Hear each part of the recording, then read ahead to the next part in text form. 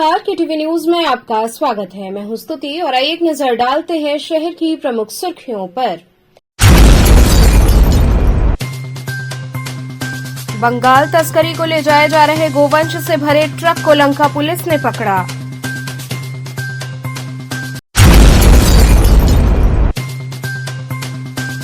Sewer समस्या को लेकर कई क्षेत्रों के लोग परेशान, भदैनी के क्षेत्रीय लोगों ने किया विरोध।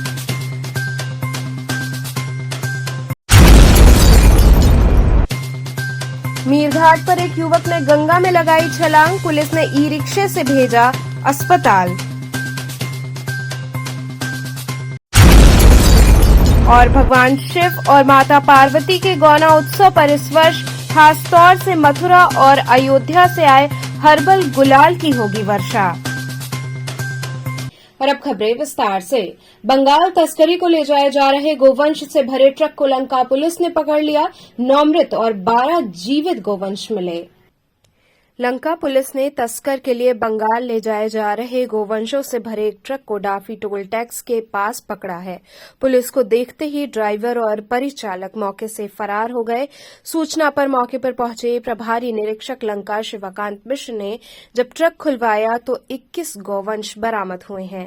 प्रभारी निरीक्षक लंका शिवकांत मिश्र ने बताया कि मुखबिर की सूचना पर डाफी टोल टैक्स के पास चेकिंग कराई जा रही थी। उसी समय गोवंश से भरी ट्रक प्रयागराज की ओर से बंगाल की ओर जाती दिखाई दी, जिसे पुलिसकर्मियों ने रुकवाने का प्रयास किया तो ड्राइवर और परिचालक वाहन छोड़कर भाग खड़े हुए। ट्रक में लदे 21 गोवंश में 9 गायों की मृत्यु हो गई है, जबकि 12 गाय जीवित हैं। प्रभारी निरीक्षक लंका ने बताया कि ट्रक नंबर से मालिक का पता किया जा रहा है। जिस ट्रक से तस्करी की जा रही थी वो झारखंड की है। आरोपियों के विरुद्ध गोवध निवारण अधिनियम के तहत मुकदमा पंजीकृत कार्रवाई की जाएगी।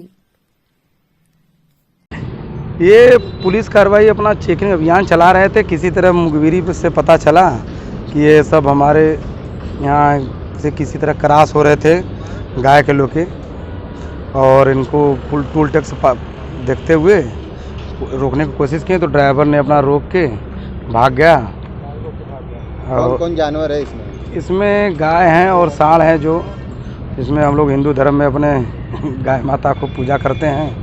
कितनी की संख्या में गोवंश है? 21 है, जिसमें 9 मर गई हैं, 12 जिंदा हैं। सीवर समस्या को लेकर कई क्षेत्रों के लोग परेशान हैं। भदैनी के क्षेत्रीय लोगों ने इसका विरोध किया। कहा, सालों से समस्या से निजात नहीं मिली है। वाराणसी नगर निगम क्षेत्र में जल जमाव सीवर की समस्या को लेकर लोग काफी परेशान दिख रहे हैं। वाराणसी के भदैनी क्षेत्र स्थित वार्ड नंबर 75 के स्थानीय लोगों ने इसको लेकर अपना विरोध दर्ज कराया है। विरोध में महिलाएं भी शामिल हुई, जिन्होंने कहा कि घर में सीवर जाम होने की वजह से पानी भर जा रहा है, जिससे काफी दिक्कत हो रही है। लोगों का कहना है कि इसकी शिकायत कई बार जलकल कार्यालय में की गई, लेकिन समस्या का समाधान नहीं हुआ। स्थानीय निवासी गुड़िया ने बताया कि 3 साल से हम लोग पानी की समस्या झेल रहे हैं। गुड़िया ने बताया कि सुबह सीवर जाम हो जाता है, जिसकी वजह से घर में पानी भर जाता है और हमें अपने काम करने में भी काफी दिक्कत होती है। उन्होंने कहा कि इस समस्या के समाधान के लिए हम लोगों ने पार्षद, विधायक और जलकल कार्यालय के अधिकारियों को प्रार्थना पत्र दिया है, लेकिन कोई सुनवाई नहीं हो रही है। वहीं राजेश सोनकर ने कहा कि 2018 से यहां सीवर समस्या बनी हुई है।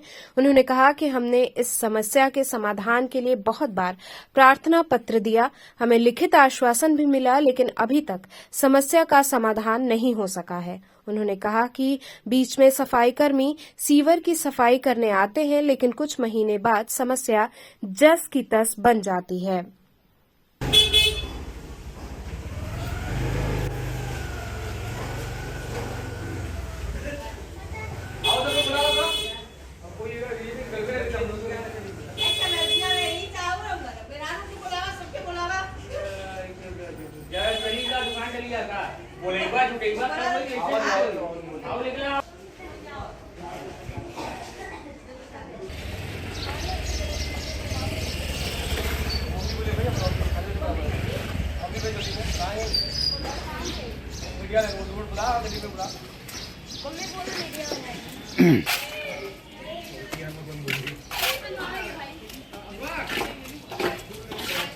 ये गली में 6-7 साल से समस्या है। पूरा सीवर लाइन ध्वस्त यहाँ का है।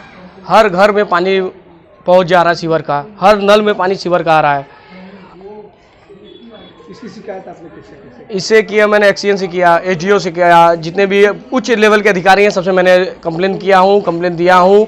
और इनमें ये लोग बोल रहे हैं कि आज पास हो जाएगा टेंडर, कल पास हो जाएगा, इसको लगाए प्रोसेस में। ये 5 साल से अभी तक ये प्रोसेस में लगाए, ये कुछ हो ही नहीं रहा है। यहाँ न गली बन रहा है न कुछ बन रहा है। हर घर में पानी लग रहा है, सीवर की वजह से पूरा जिसका भी घर है ने पूरा पानी खा रहा है।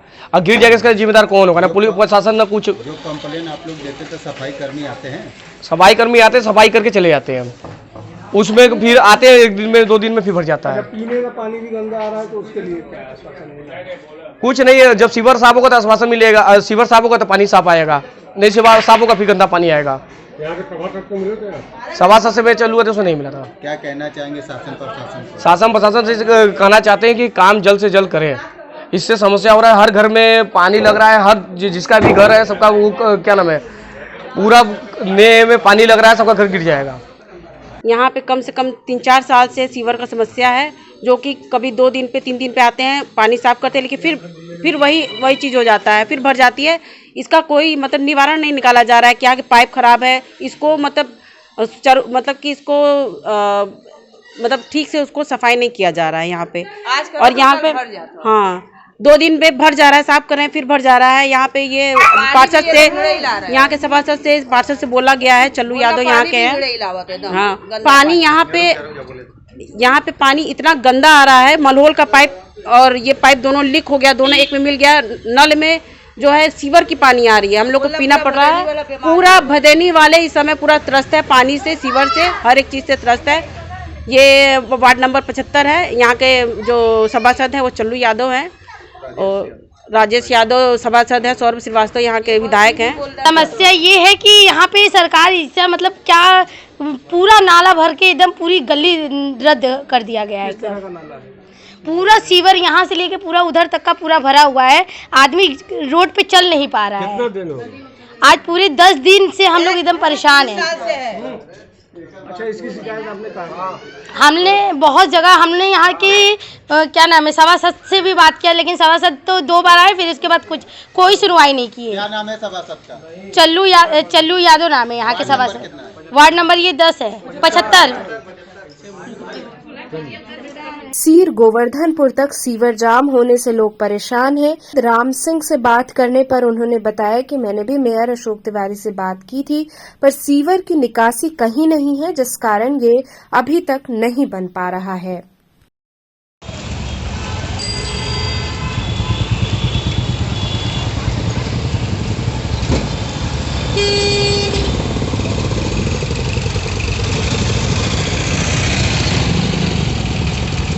पानी की वजह से कुछ दिन पहले अभी देख रहे हैं सिगरा पे रोड बैठ गया है, क्या कहना चाहेंगे?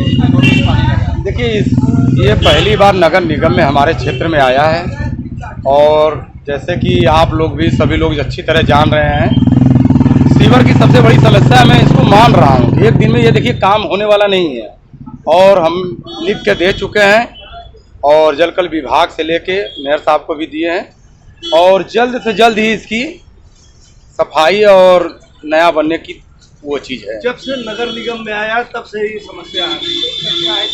नहीं, समस्या ये पहले से है। समस्या ये पहले का, आप इसे यहाँ पर देखिए पानी एक अलग दिशा में बह रहा था, आज हाईवे एनएच नया बन गया, जिसके वजह से पानी फिर कुछ हमारे क्षेत्र के ही लोग कुछ जैसे सीढ़ी वगैरह बना दे रहे हैं तो पानी नहीं निकल पा रहा है, जिसकी यह सबसे बड़ी समस्या है। उसको दूर किया जाएगा, हम लोग मिल के, गाँव और क्षेत्र के लोग मिल के किया जाएगा और ज़्यादा दिन वो दूर नहीं है।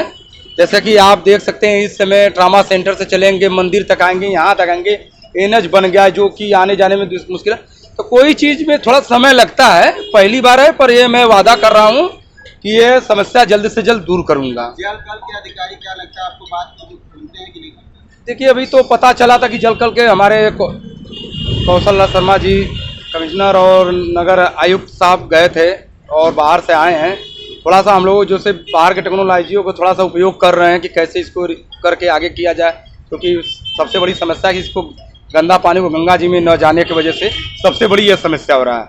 और जिस दिन इसको हो जाएगा तो हम लोग विकास की तरफ आगे बढ़ते चले जाएंगे। जल कल की लापरवाही के वजह से ही सिगरा का रोड धंसा था, इधर भी पानी लगा। अब सर ये तो बात सही है कि धंसा है, उसको तो देखिए जो मौके पर उसको हम मान रहे हैं।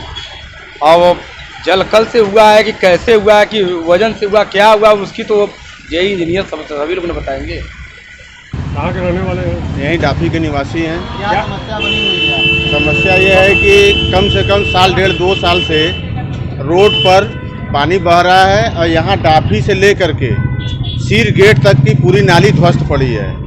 हमने लिखित कंप्लेन भी किया है कम से कम 10 बार, नगर आयुक्त को भी किया है, नगर निगम को भी किया है, माननीय पार्षद जी खुद लिख के दिए हुए हैं। अब उसमें क्यों कार्रवाई नहीं हो रहा है, क्यों नहीं बन रहा है, ये हम लोग को समझ में नहीं आ रहा है। अंतरी मंत्री संतरी विधायक राहगीर और ये रास्ता जो है NH2 से जोड़ करके जो है ट्रामा सेंटर जाता है, ये मेन रोड है।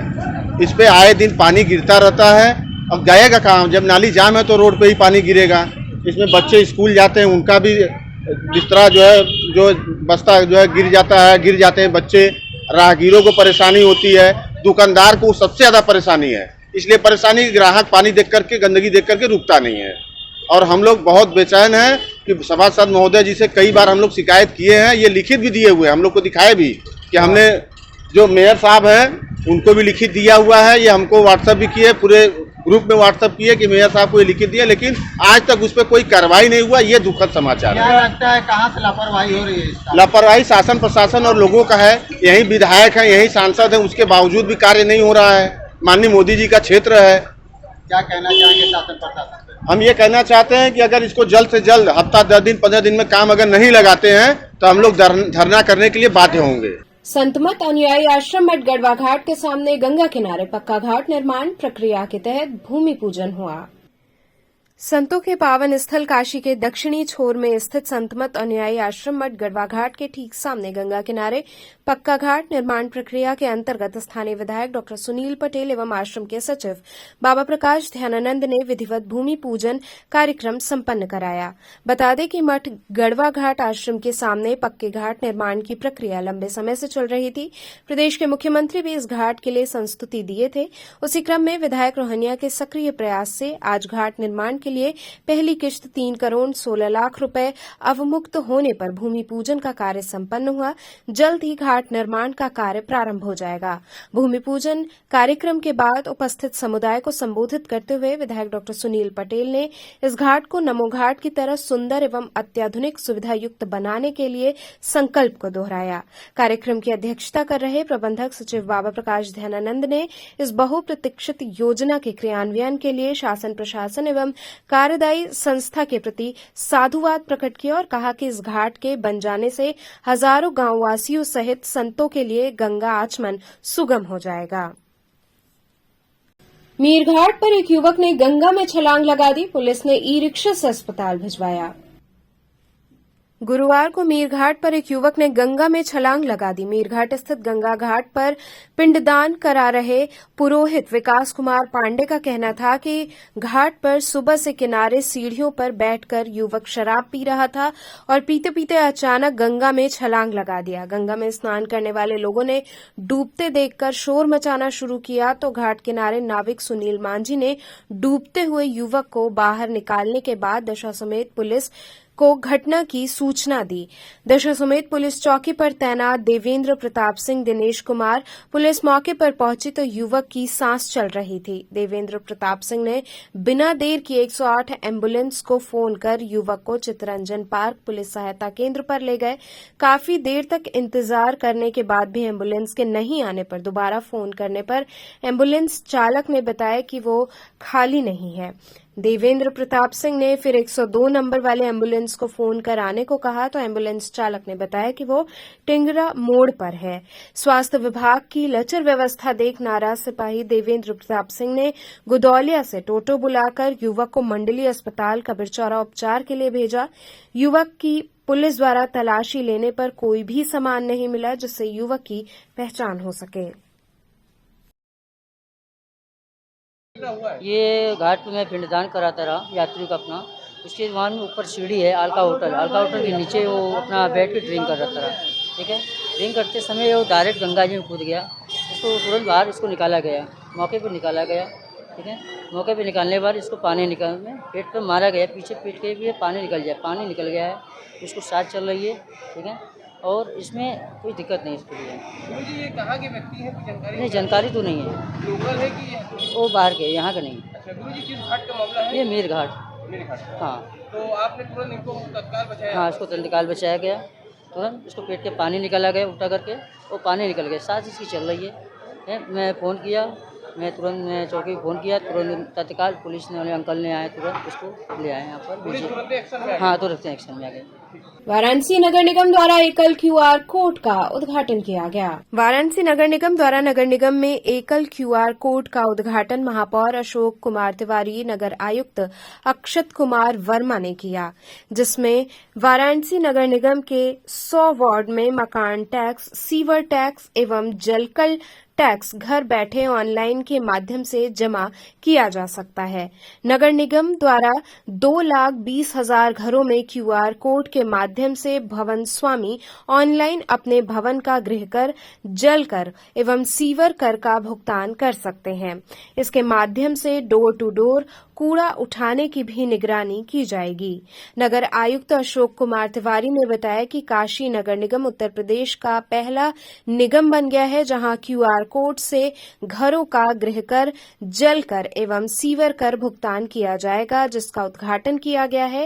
ये 3 महीने के अंदर बनारस के 2,20,000 घरों में लग जाएगा, जिसके ऑनलाइन माध्यम से लोग अपने घरों में बैठकर भुगतान कर सकेंगे। उन्होंने कहा कि अब आपको किसी प्रकार का टैक्स जमा करने के लिए कार्यालय का चक्कर लगाना नहीं पड़ेगा।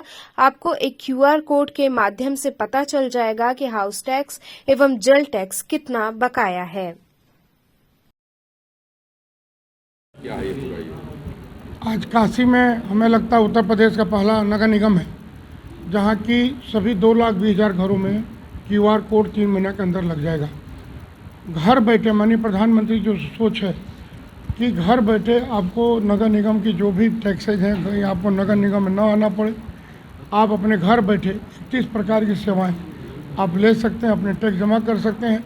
आपका टैक्स कितना बाकी है आप अपने मोबाइल नंबर से केवल आपको स्कैन करना है, अपना मोबाइल नंबर डालना है और आपकी प्रॉपर्टी टैक्स, हाउस टैक्स, पानी का टैक्स और सीवर टैक्स तीनों आ जाएगा और 3 महीना के अंदर हो जाएगा। जनता को कितना लाभ पहुँचेगा? जनता की जो शिकायत होती थी कि हम जाकर नगर निगम जलकल ऑफिस में जाते हैं, धक्का खाते हैं, समय लगता है, आप घर बैठे ऑनलाइन पैसा जमा कर सकते हैं। दूसरा जो सबसे बड़ी सुविधा होगी कि 2,20,000 जो मेरे मकान हैं, कितने घरों से कूड़ा उठता है, ये हमारे पास रिकॉर्ड रहेगा। इससे जो स्वच्छता है हमें लगता है बहुत असर पड़ेगा, क्योंकि 2,20,000 घरों से जो एजेंसी हमारी काम करती है वो जा रही है कि नहीं जा रही है, ये भी हम चिन्हित कर लेंगे। और हमें लगता है ये काशी जो माननीय प्रधानमंत्री की सोच है, स्वच्छ काशी सुंदर काशी, इसमें एक नया पहल हम लोग किए। जो 10 वार्ड नए ऐड हुए हैं इस नगर निगम में, उनको भी कार्रवाई की है? पूरे 100 वार्डों में ये हम लोग 3 महीना के अंदर, जो हमारी एक्सिस बैंक, इसमें हमारी सहयोगी एक्सिस बैंक है, उन्होंने नगर निगम से 1 रुपया नहीं लिया, उन्होंने अपने संसाधन से इसको लगाए और लगाने में भी वो हमें सहयोग कर रहे हैं। मैं एक्सिस बैंक को भी धन्यवाद देना चाहता हूँ कि वो नगर निगम काशी को अपना सहयोग प्रदान करें। तरह की शिकायतें हैं तो उनको हम अपने टैक्स नेट में भी ला रहे हैं। इस बार भी हमने कोशिश किया है कि जो हमारा 36%, हम 100 में से 36% ही जो है टैक्स पेयर्स को टच कर पाते थे, तो वो भी हम बढ़ा के 50 के ऊपर हम कर पाए हैं इस बार, जिससे कि जो लोग छूटे रह जाते हैं, टैक्स नहीं देते हैं या जो हमारे रेगुलर पेयर्स हैं वो दे देते हैं, उसके बाद हम प्रयत्न नहीं करते। तो इस बार माननीय महापौर जी की अध्यक्षता में भी और प्रमुख सचिव महोदय का भी निर्देश था कि टैक्स देने पे विशेष अभियान और विशेष ध्यान दिया जाए। तो उसके तहत हम लोगों ने अपना परसेंटेज ऑफ कवरेज भी बढ़ाया और जो छूटे लोग हैं भविष्य में निश्चित तौर पर उन सब से हम अपने टैक्स नेट में लाएंगे और सबसे टैक्स लेंगे। अंतिम सवाल है, कैसे उन तक पहुंचा जाएगा? जैसे अगर कोई कराना चाहे तो वो कैसे फ्लैट ऑनर रजिस्ट्रेशन करा सकता है, क्या प्रक्रिया होगी? देखिए, जोनल ऑफिसेज हमारे हैं जहाँ पे आपको अपना जोनल ऑफिस पता करना होता है, आप पहले उसे पता कर लीजिए और आपका क्या प्रेजेंट स्टेटस है। अगर आपका जो हमारे नामांतरण की कार्रवाई होती है अगर वो हो रखी या पहली बार आप नेट में आ रहे हैं तो पहली बार के लिए रजिस्ट्रेशन के लिए भी हमने जो है सभी जो हमारी जोन है वहाँ पे एक प्रक्रिया निर्धारित की है SOP कि पहली बार अब अगर आप स्वकर निर्धारण करना है तो कैसे करें। जोनल ऑफिस पे जाके आप सुगम तरीके से जानकारी प्राप्त कर सकते हैं। हमारे जोनल अधिकारी हैं, वहाँ पे हमारे टैक्स के लिपिक वगैरह हैं, एक बार जानकारी प्राप्त कर लें और आवश्यक तौर पे जो भी प्रक्रिया हैं, कुछ फॉर्मेलिटीज़ हैं वो करते हुए अगर आप हमारे टैक्स नेट में आ जाते हैं तो ये आप रहता है कि नगर निगम क्षेत्र में आप योगदान भी कर रहे हैं विकास में, और कोई समस्या होती है तो नगर निगम उसका निस्तारण भी कर सकता है। तो ये प्रक्रिया है। ये कब से लागू हो जाएगा, कब तक? देखिए ये परसों जो है हमारा प्लान है कि नगवा जो हमारा भीलपुर में वार्ड है वहाँ पे हम इसका जो पहला QR कोड पेस्ट होगा, 10,000 घर लगभग हैं तो उनको पेस्ट किया, और लगभग 3-4 महीने में एक्सिस बैंक ने ये सूचित किया है कि 3-4 महीने में ये कार्रवाई पूरी हो जाएगी। मणिमंदिर के चतुर्थ प्राण प्रतिष्ठा समारोह में भजन सम्राट अनूप जलोटा ने सुमधुर भजनों की प्रस्तुति की। वाराणसी के धर्म सम्राट स्वामी करपात्री जी महाराज की तपोस्थली धर्मसंघ दुर्गाकुंड में स्थापित मणिमंदिर के चतुर्थ प्राण प्रतिष्ठा महोत्सव का बुधवार को भजन संध्या के साथ शुभारंभ हुआ। धर्मसंघ पीठाधीश्वर स्वामी शंकरदेव चैतन्य ब्रह्मचारी जी महाराज के पावन सानिध्य में शुरू हुए महोत्सव का प्रथम दिन भजन सम्राट अनूप जलोटा की प्रस्तुतियों के नाम रहा। उन्होंने सबसे पहले काशी बदली अयोध्या बदली अब मथुरा की बारी है सुनाया तो समूचा प्रांगण हर हर महादेव के उद्घोष से गूंज उठा। इसके बाद उन्होंने अपने कई प्रसिद्ध भजन सुनाए। अंत में गोविंद जय जय गोपाल जय जय से संध्या का समापन किया। कार्यक्रम में मुख्य रूप से professor Brijbhushan Ojha, professor Ram Narayan Dwivedi, professor Upendra Tripathi, cantt विधायक सौरभ श्रीवास्तव, शालिनी यादव आदि लोग उपस्थित रहे। मणिमंदिर धर्म संघ पहुंचने पर पद्मश्री अनूप जलोटा ने कहा कि अत्यंत दिव्य प्रांगण है जहां बार बार गाने की इच्छा होती है। प्राण प्रतिष्ठा महोत्सव में आने का अवसर मिला तो खुद को आने से रोक नहीं सका। उन्होंने कहा कि प्रधानमंत्री ने काशी और अयोध्या की सूरत बदल दी है, अब मथुरा की बारी है। बहुत जल्द मथुरा भी प्रभु की बंशी बजने लगेगी।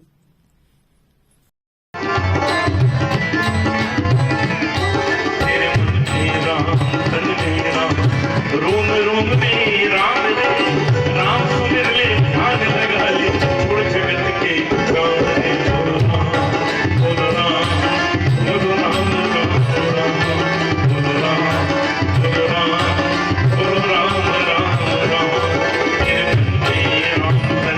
राम, रोम रोम में राम रे, राम सुमिर ले ध्यान लगा। मणिमंदिर का चतुर्थ प्राण प्रतिष्ठा महोत्सव का प्रारंभ आज से हो रहा है, जो कि निरंतर 20 तारीख तक चलेगा। आज इस कार्यक्रम की प्रारंभ जो पालन कर रहे हैं हम लोग अनूप जलोटा के भजन संध्या के साथ कर रहे हैं। कल शिव कथा होगी, यज्ञ, अनुष्ठान, पूजन और साथ में आर्यन बाबू की भजन संध्या होगी। उसमें अमलेश शुक्ला भी रहेंगे, यहाँ के प्रसिद्ध गायक। तो इस तरह के ढेर सारे लोगों की प्रस्तुति होती रहेगी। 15 तारीख से पंचकोशी प्रारंभ होगी, जो 5 दिनों तक विभिन्न परंपराओं को होते हुए पुनः 20 तारीख को आश्रम में आएंगे। यहाँ शिव कथा की पूर्णाहुति होगी और उस दिन भी भजन संध्या होगा और बीच में भी निरंतर सायं भजन संध्या चलती रहेगी। बीच में भोजपुरी के प्रख्यात गायक भरत शर्मा की भी हाजिरी लगेगी। इस तरह के विभिन्न कार्यक्रम हैं, उसका प्रारंभ आज हुआ है और इसका पूर्णाहुति 20 मार्च को और भोजन भंडारा, वैदिक यज्ञ अनुष्ठान भोजन के अतिरिक्त। यहाँ रुकेंगे एक छोटे से ब्रेक के लिए। आप बने रहिए KTV के साथ।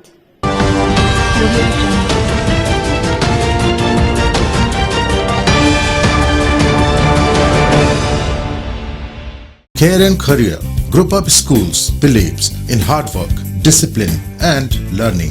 E-backed digital smart classes. Our holistic teaching results into aware and intelligent students. Our students perform scientific experiments on their own under able guidance. Here, computer education is a regular part of our curriculum. AC nursery classrooms equipped with latest toys and learning tools focused on audio, visual and motor skill developments. Special music classes, art and craft, science exhibitions, cultural activities, weekly extracurricular activities, experienced faculty. Indoor games like carom and chess, outdoor games like volleyball, basketball, etc. Transport facility. Join today. Care and Career Group of Schools, Misir Pokhara, Industrial Estate Road, Madwadi, and Dashasomed, Varanasi.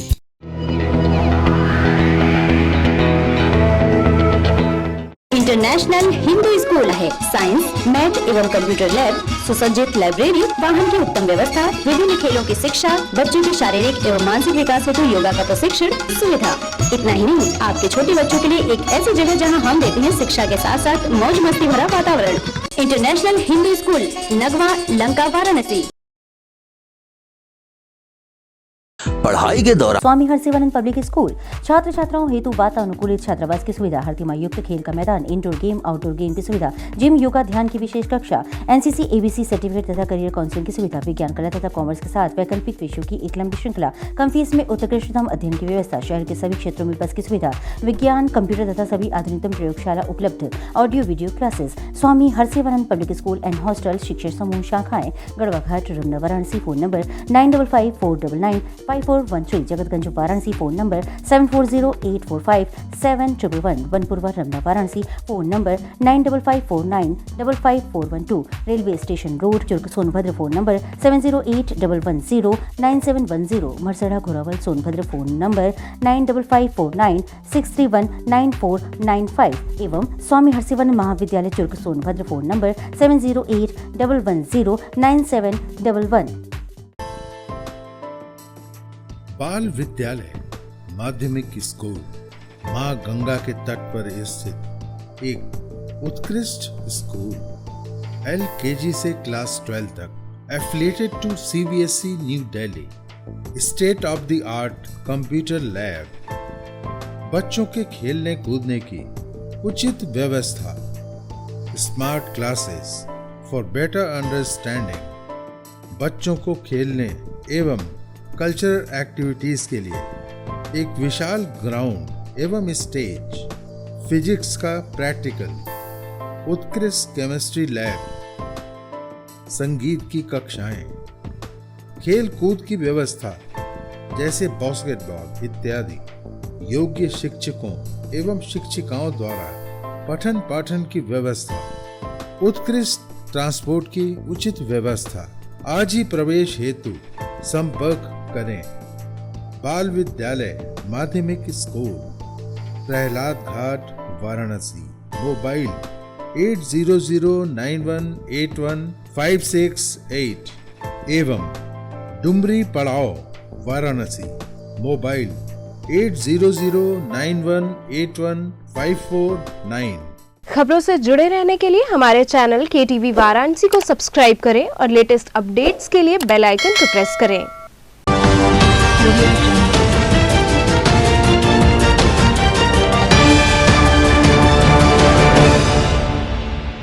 Break के बाद आपका स्वागत है।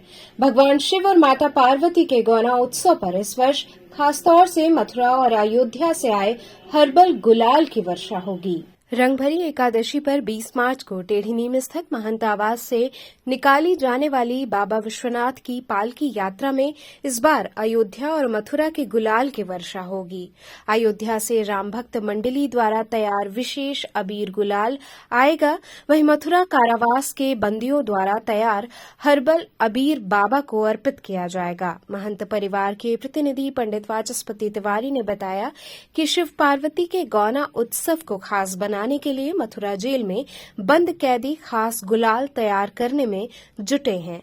Jail में अरारोट में सब्जियों को मिलाकर हर्बल गुलाल बनाया जा रहा है। हर्बल गुलाल बनाने के लिए अरारोट में पालक को पीसकर प्राकृतिक हरा रंग निकालकर इसे तैयार किया जा रहा है। इसी तरह मेथी को पीसकर हल्का हरा रंग, चुकंदर को पीसकर लाल रंग, हल्दी पाउडर का प्रयोग कर पीला गुलाल तैयार किया जा रहा है। इसमें खुशबू बनी रहे इसके लिए बिना केमिकल वाला इत्र मिलाया जाएगा। पंडित वाचस्पति तिवारी ने बताया कि मथुरा के अधीक्षक ने बातचीत के दौरान बताया कि कैदियों द्वारा गुलाल बनवाने के पीछे दोहरा उद्देश्य है। एक तो उनमें हो रहे सुधार के बाद उन्हें सामाजिक स्वीकृति मिले, दूसरी उन्हें आत्मनिर्भर बनाने के योग्य बनाया जाए ताकि जेल से रिहा होने पर वो समाज के बीच रहकर अच्छा व्यवहार कर सके। शिवांजलि के सह संयोजक संजीव रत्न मिश्र मथुरा के साथ इस बार अयोध्या से कर्मकांडी ब्राह्मण आचार्य अनिल तिवारी ने शिव पार्वती के गौना के लिए विशेष अबीर भेजने की स्वीकृति दी है। उन्होंने कहा कि अयोध्या में श्री राम मंदिर निर्माण की खुशी में ये पहल की गई है। अब प्रतिवर्ष बाबा विश्वनाथ के लिए उनके अनन्य प्रिय श्री राम की नगरी से अबीर गुलाल भेजा जाएगा। वहीं विश्वनाथ गली व्यवसायी संघ द्वारा 1.25 कुंटल हर्बल गुलाल रंग भरी एकादशी पर महंत आवास से विश्वनाथ मंदिर में जुटने वाले भक्तों के बीच वितरित किया जाएगा। बाबा की पालकी पर जगह जगह इसकी वर्षा की जाएगी। इस बार काशीपुराधिपति बाबा विश्वनाथ और माता गौरा के गौना बड़ा ही अद्भुत रहेगा, क्योंकि इस बार बाबा को काशी में बने अरबी गुलाल के साथ ही 3 पूरियों, महत्वपूर्ण पूरियों, सप्तपूरियों में 3 पूरियों में बने अबीर गुलाल अर्पित किए जाएंगे, जिसमें अयोध्या के कर्मकांडी परिवार है अशोक तिवारी जी, वो भेज रहे हैं। वहाँ का बना हुआ अबीर गुलाल उनके घर में बन रहा है, वो खुद बना के भेज रहे हैं।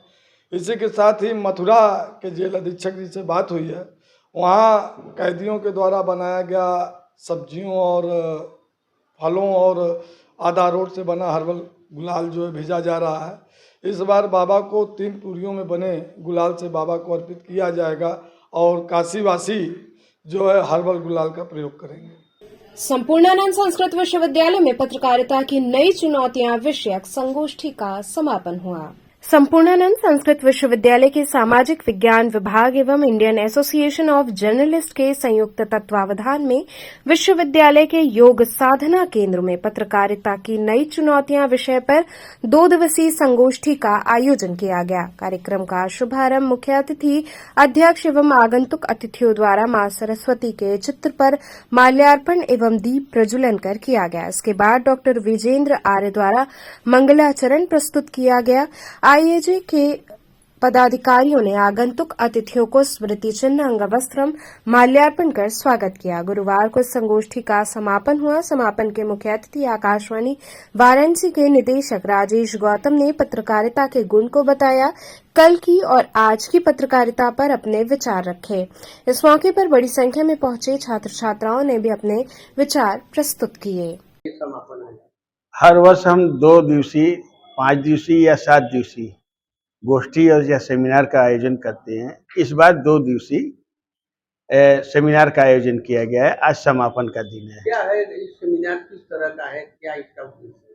पत्रकारिता की नई चुनौतियां, इस विषय पर कल लगभग 40 लोगों ने अपना विचार व्यक्त किया था और आज अखबार के संपादक स्थानीय वाराणसी गणपति नावर जी मुख्य अतिथि थे, उन्होंने संबोधन दिया और कुलपति जी ने संबोधन दिया। उसके अलावा वक्ताओं ने अपना विचार रखा है।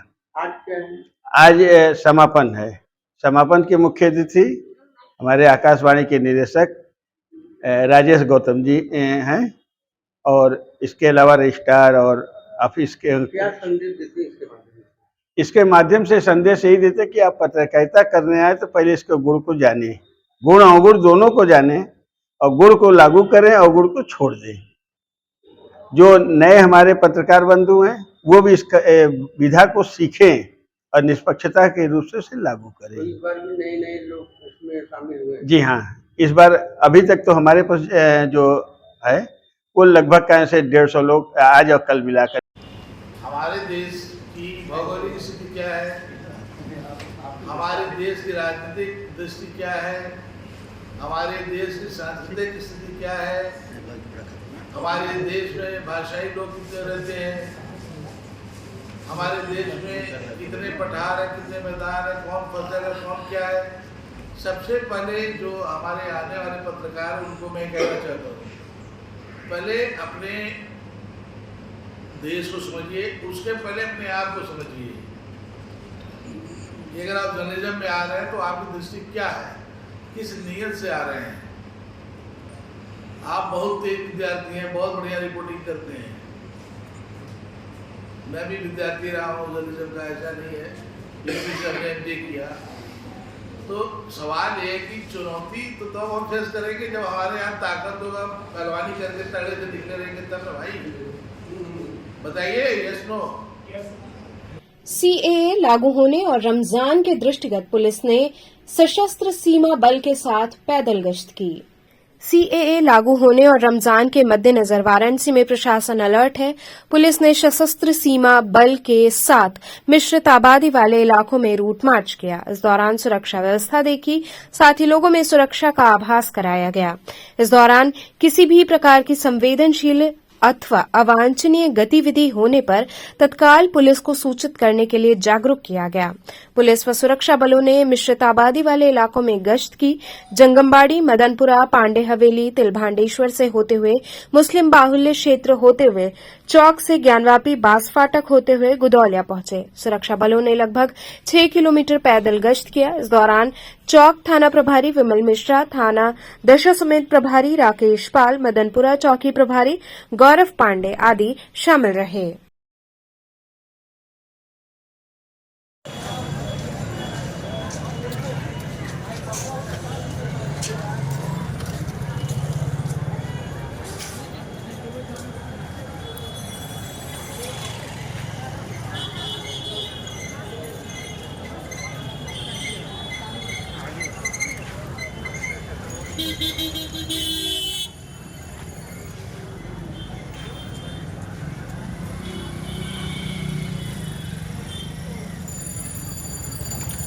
पांडुलिपि पुरालिपि शास्त्र विशेष डॉक्टर रविशंकर श्रीनिवास के व्याख्यान का आयोजन हुआ। राष्ट्रीय कार्यशाला के 10वें दिवस पर एपिग्राफिकल सोसाइटी ऑफ इंडिया के चेयरपर्सन एवं पांडुलिपि पुरालिपि शास्त्र विशेष डॉक्टर रविशंकर श्रीनिवास का महत्वपूर्ण व्याख्यान आयोजित किया गया। डॉक्टर रविशंकर ने प्रारंभ से लिपियों का उद्भव, विकास क्रम और उद्वाचन से शुरुआत कर क्षत्रप लिपि तक अत्यंत सारगर्भित व्याख्यान प्रस्तुत किया। साथ ही प्रतिभागियों से कुषाण कालीन ब्राह्मी, क्षत्रप कालीन ब्राह्मी और गुप्त कालीन ब्राह्मी की विशेषताओं को बतलाते हुए लेखन और वाचन का अभ्यास भी कराया। कार्यशाला की संयोजिका डॉक्टर प्रियंका सिंह ने स्वागत भाषण दिया और आयोजन सचिव डॉक्टर ज्ञानेन्द्र नारायण राय ने पुष्पगुच्छ भेंट कर सम्मानित किया। कार्यशाला में बांग्लादेश एवं श्रीलंका से भी प्रतिभागी सम्मिलित हुए हैं।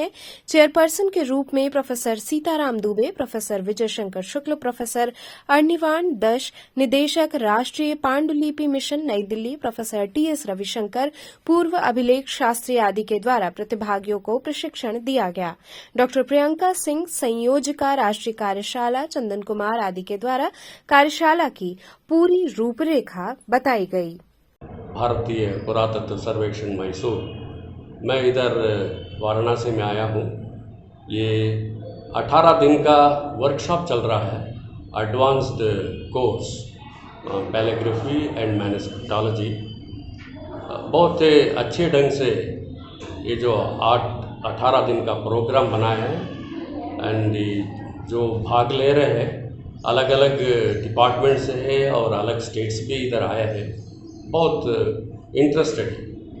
वैसे ये बहुत ज़रूरी आजकल एज ए हेरिटेज जो हम बता रहे थे, जो एपिग्राफ्स और मैन्युस्क्रिप्ट्स बहुत नष्ट हो रहे इधर उधर, सो एक अवेयरनेस भी हो जाएगा जो कार्यक्रम अभी चल रहे हैं, और आइडेंटिफिकेशन जो पहले क्रिस्त पूर्व से ब्राह्मी लिपि का कैसे उद्भव हुआ और विकास हुआ, ये इधर पढ़ा रहे अप टू 6वीं शताब्दी। उसके बाद साथ साथ में मैन्युस्क्रिप्टोलॉजी का मैनस्क्रिप्ट्स जो बुर्ज पत्र और इसमें लिखते हैं ना, वो जो उसका कैसे कंजर्व करेंगे, कैसे पढ़ाएंगे, हर चीज़ इधर अलग अलग रिसोर्स पर्सन्स बुला के ये अध्ययन, भारत अध्ययन संस्था केंद्र में अभी चल रहे हैं।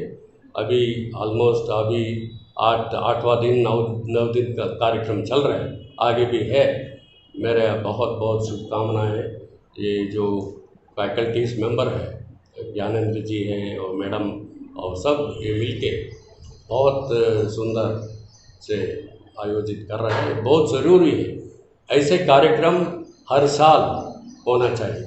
आर्कियोलॉजी के विविध रूप में जब हम पढ़ते हैं, ये जो इनिशिएटिव लिया है, Banaras Hindu university is known, ये पुरालिपि बहुत बड़ा विद्वान थे, लाइक प्रोफेसर टी.पी. वर्मा जी और कई नाम थे इधर विद्वान लोग। इनको एक अलग ही रूप दिया है इसका प्रति स्टडी का, ये बहुत अच्छा है। हम इस वर्कशॉप से बच्चों को हिसाब से इससे क्या है ना, ये मोस्टली स्टूडेंट्स है इधर, विद्यार्थी लोग हैं, रिसर्च स्कॉलर्स भी हैं, फैकल्टीज़ भी हैं, और ये सबको ये लाभान्वित है, ये जो कोर्स अभी कर रहे हैं। कल को कुछ शिलालेख मिलेगा नया, अभी भी खोज चल रहा है, अभी भी नया शिलालेख भी मिल रहे हैं, ताड़पत्र में मैनस्क्रिप्ट्स मिल रहे हैं। ये सब वैसे ये जो है बहुत लाभान्वित होगा। हाँ, ये एक राष्ट्रीय कार्यशाला है, advance course of manuscriptology and palaeography. ये 2 वीक का राष्ट्रीय कार्यशाला है जो चल रहा है भारत अध्ययन केंद्र काशी हिंदू विश्वविद्यालय में। अभी तक कितने बच्चे इसमें आ चुके हैं और क्या? इस कार्यशाला में हमारे जो पार्टिसिपेंट्स की संख्या है वो 51 है, और वो देश के अलग अलग हिस्सों से आए हैं और अलग अलग विषय के हैं। कुछ तो एपिग्राफी के बच्चे हैं, कुछ संस्कृत के बच्चे हैं, कुछ लाइब्रेरी साइंस के बच्चे हैं, कुछ हिंदी साहित्य के भी हैं जो इसमें रुचि ले रहे हैं और उसमें पार्टिसिपेट कर रहे हैं। शिक्षक क्या है, विश्वविद्यालय के हैं कि बाहर से भी हैं? नहीं, बाहर से भी हैं, कुछ बच्चे उड़ीसा से हैं, कुछ दिल्ली से हैं, कुछ जामिया से हैं, कुछ दक्षिण भारत से भी हैं। अलग अलग हिस्सों से, अलग अलग क्षेत्रों से बच्चे आए हुए हैं। कार्यशाला का उद्देश्य क्या है? इस कार्यशाला का देखिए जो मूल उद्देश्य है वो ये है कि बच्चे जो है वो पुरालिपि के बारे में, जो हमारी प्राचीन लिपियां हैं, उनको जान सके और समझ सके। आज के समय में एक ऐसी विडंबना है कि कोई भी प्राचीन लिपियों को, बहुत कम ऐसे विद्वान बचे हैं जो उसको पढ़ पा रहे हैं और समझ पा रहे हैं। लेकिन हमारा जो पूरा इतिहास है वो इसी पुरालिपि में या इसी पांडुलिपि में जो है वो विद्यमान है, तो उसको बचाए रखना बहुत ज़रूरी है। इसलिए इस कार्यशाला का उद्देश्य है कि ज़्यादा से ज़्यादा प्रतिभागी जो है या लोग जो हैं वो प्राचीन लिपियों को पढ़ने में सक्षम हो सके, उसको समझने में सक्षम हो सके। आप लोगों को मैं आपको बताना चाहता हूं कि जो भारतीय शिक्षा पद्धति है वो सदियों पुरानी है, जिसे हम लोगों को सबके पूरी देश दुनिया के समक्ष लाना है, और इसके लिए हमारी जो इतिहास में ज्ञान परंपरा है वो काफ़ी विकसित रही है। इसका जीता जागता उदाहरण है जो पश्चिम उत्तर में है नालंदा विश्वविद्यालय, तक्षशिला विश्वविद्यालय, उसके बाद बिहार में नालंदा, विक्रमशिला, सोमपुरी, उदंतपुरी, और उसके बाद गुजरात में वल्लभी हैं। मतलब इतने सारे संपन्न ज्ञान के क्षेत्र में हमारा देश रहा है, जिसके मतलब प्राचीन अभिलेखों, लिपि, ताम्रपत्रों, अभिलेखों और पांडुलिपियों को पढ़ने के लिए हमें अपने लिपियों को जानने की बहुत ही ज़रूरत है और आवश्यकता भी है, जिसका एक प्रयास मैम ने हम किया है, और जिसके माध्यम से हम लोग ब्राह्मी लिपि का पूरा डेवलपमेंट पढ़ रहे हैं, जिसमें मौर्यन ब्राह्मी है, कुषाण ब्राह्मी है, उसके बाद गुप्त है, वाकाटका है, फिर कुटिल है, फिर उसके बाद नागरी है। सारे डेवलपमेंट को पूरे बारीकी से समझाया गया है। और जो दिल्ली से अनिर्वाण सर आए हैं, हमें पढ़ाए थे, 2 दिन उनका क्लास रहा, जिसमें उन्होंने पूरे पांडुलिपि में कैसे नागरी लिपि को नागरी लिपि, तमाम ब्राह्मी लिपि को कैसे डिसाइफर किया जाता है, ये सब जानकारी उन्होंने दिया। उसके बाद फिर अभी टी.एस. रविशंकर सर आए हैं, जो एपिग्राफी में उनका बहुत बड़ा योगदान है और पूरे भारत में एक अलग पहचान है उनकी। उनका क्लास अभी चल रहा है। और उसके बाद फिर अनामिका रॉय मैम आई थी, उनका भी क्लास रहा। ऐसे हर 2-3 दिन पर अलग अलग क्षेत्र के विद्वानों को लाया जा रहा है, और हम जिससे हमें अच्छी जानकारी लिपि के क्षेत्र में मिल रही है, जो आगे हम लोग इस पे काफ़ी बेहतर काम कर सकते हैं। गंगा निर्मलीकरण हेतु जागरूकता फैला रही ग्लोबल गंग ज्योत मैराथन का काशी में स्वागत हुआ।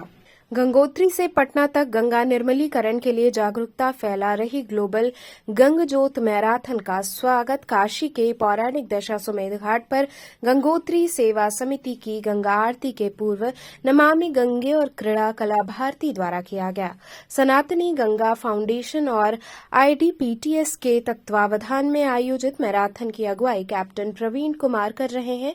गंग ज्योत मैराथन के काशी पहुंचने पर भारत विकास परिषद के राष्ट्रीय वाइस चेयरमैन ब्रह्मानंद पेशवानी के मुख्यातिथ्य में क्रीड़ा कला भारती की अध्यक्ष सोनी चौरसिया, उपाध्यक्ष राजेश डोगरा एवं नमामि गंगे काशी क्षेत्र के संयोजक राजेश शुक्ला ने मैराथन में सम्मिलित 20 सदस्यों का अंगवस्त्रम, स्मृति चिन्ह व रुद्राक्षमाला पहनाकर स्वागत किया। मैराथन में कैप्टन प्रवीण कुमार, विजेंद्र प्रसाद सिन्हा, हरीश शेमवाल, प्रियांशु पांडे, डॉ सुनीता गोधरा, BS तिवारी, आशुतोष मिश्रा एवं 20 सदस्यीय मैराथन दल प्रमुख रूप से शामिल रहे। सनातनी गंगा फाउंडेशन ने वाराणसी में गंगा के लिए उत्कृष्ट कार्य कर रहे गंगा सेवकों एवं रक्षकों का सम्मान भी किया। हाँ, ये देखिए, ये रुकी रही है।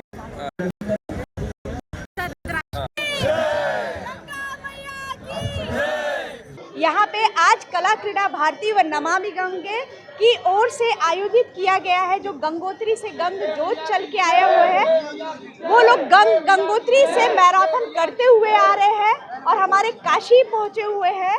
तो यहाँ पे हम सारी लोग मिलकर उनका स्वागत सत्कार कर रहे हैं। सबसे बड़ा उद्देश्य जो इस यात्रा का मेरे लिए है और जो समाज में जाए कि युवा जो हमारे अपने सनातन से जुड़े रहे और अपने आध्यात्म को अपने पास रखते हुए अपनी उन्नति के तरफ बढ़े। जिसका संस्कार और संस्कृति मजबूत होती है, वो देश और समाज बहुत उन्नति करता है। धन्यवाद। पूर्वांचल उपभोक्ता कल्याण समिति द्वारा विश्व उपभोक्ता दिवस पर महारैली निकाली जाएगी। पूर्वांचल उपभोक्ता कल्याण समिति के अध्यक्ष उदय कुमार श्रीवास्तव ने अपने कैंप कार्यालय में पत्रकारों से बातचीत के दौरान कहा कि 15 मार्च विश्व उपभोक्ता दिवस पर जागो ग्राहक जागो जागरूक उपभोक्ता सुरक्षित उपभोक्ता कार्यक्रम के तहत जागरूकता महारैली मैदागिन पेट्रोल पंप से प्रारंभ होगी, जिसमें प्रधानमंत्री व मुख्यमंत्री के जन उपयोगी योजनाओं को आम जनमानस के मध्य प्रचार प्रसार, जल संरक्षण, स्वस्थ काशी, आयुष्मान भारत आदि विषयों को पैम्पलेट, पोस्टर, बैनर के रूप में लेकर रैली में चलेंगे, जो लोहराबीर आजाद पार्क तक जाकर सभा के रूप में संपन्न होगी। कार्यक्रम का उद्घाटन दयाशंकर मिश्र, राज्य मंत्री आशुतोष सिन्हा, MLC वाराणसी व अमरीश सिंह भोला, सदस्य वाराणसी विकास प्राधिकरण सहित अन्य लोग शामिल होंगे। 15 मार्च विश्व उपभोक्ता दिवस मैदागिन पेट्रोल पंप से दिन में 1 बजे ये पद यात्रा निकाली जाएगी और यह यात्रा लोहराबीर आज़ाद पार्क में संपन्न होगा। इसके प्रमुख रूप से दयाशंकर मिश्र दयालु जी, जो स्वतंत्र प्रभार राज्य मंत्री हैं उत्तर प्रदेश शासन, दूसरा जो है अमरीश सिंह भोला, BDA सदस्य वाराणसी, आशुतोष सिन्हा, MLC वाराणसी, और जो है सबसे महत्वपूर्ण वंदिता श्रीवास्तव, ADM वित्त / ADM सप्लाई को भी जो है हमने आमंत्रित, उनकी स्वीकृति है। इस यात्रा का उद्देश्य है कि जागरूकता, हम जो है प्रधानमंत्री की जितनी भी योजनाएं हैं उसको जो है जागरूकता के रूप में आम उपभोक्ता को कितना लाभार्थी लाभ पाए हैं और कितने लोगों को पाना है या वंचित है या वो ऐप ही उन्हें नहीं पता है, उस ऐप की जानकारी हेतु, उनकी जागरूकता हेतु हम ये अभियान पदयात्रा के रूप में चलाकर लोहराबीर आजाद पार्क में जाएंगे। और इनके सभी विभागों के अध्यक्ष जो है भाटमाप विभाग अशोक चौरसिया जी, DSO उमेश चंद मिश्र जी और RFC जो है ये क्या नाम है प्रदीप कुशवाहा जी, ऐसे ही तमाम अधिकारी भी हैं। तो चलते चलते पुनः एक नजर डालते हैं शहर की प्रमुख सुर्खियों पर। बंगाल तस्करी को ले जाए जा रहे गोवंश से भरे ट्रक को लंका पुलिस ने पकड़ा।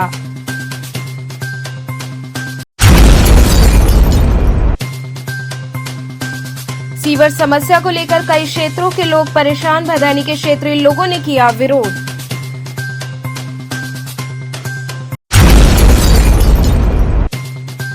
मीरघाट पर एक युवक ने गंगा में लगाई छलांग, पुलिस ने ई रिक्शे से भेजा अस्पताल।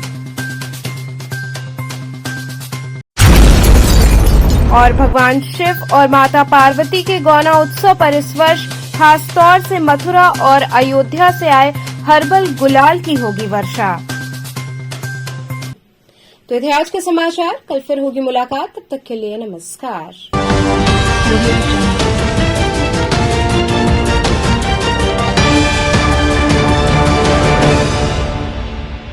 खबरों से जुड़े रहने के लिए हमारे चैनल KTV वाराणसी को सब्सक्राइब करें और लेटेस्ट अपडेट्स के लिए बेल आइकन को प्रेस करें।